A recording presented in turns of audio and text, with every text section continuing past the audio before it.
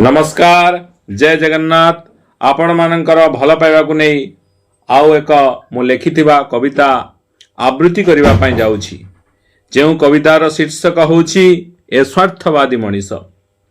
ए स्वार्थवादी मनीष स्वार्थ पड़िले सरल मनीष को करिथाय आपणर ए स्वार्थवादी मनीष। स्वार्थ सरी गला परे सरल मनीष को करि दिए पर ए स्वार्थवादी मनीष।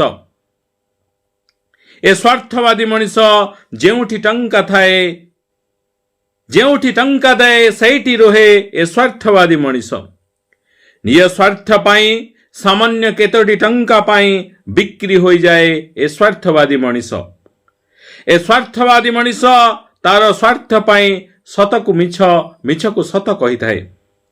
ए स्वार्थवादी मनीष निज स्वार्थ पाई अन्याय अत्याचार को आश्रय दे थाए। ए स्वार्थवादी मनीष ए भल काम को भल काम करुवा लोकं को दुनिया रु निपात करिवा पई तार लक्ष्य थाए। ए स्वार्थवादी मनीष।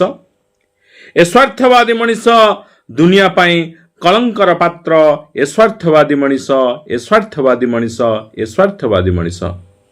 नमस्कार। आपण मानकु जदि एही कविताटी भल लागिथिबो अधिक रु अधिक मात्रा रे सब्सक्राइब करंतु आम चैनल टी को एवं लाइक कमेंट समस्त दियंतु जहा फलरे अन्य एक कविता आवृत्ति करिवा पई मते प्रेरणा मिलिबो। धन्यवाद। रहउची।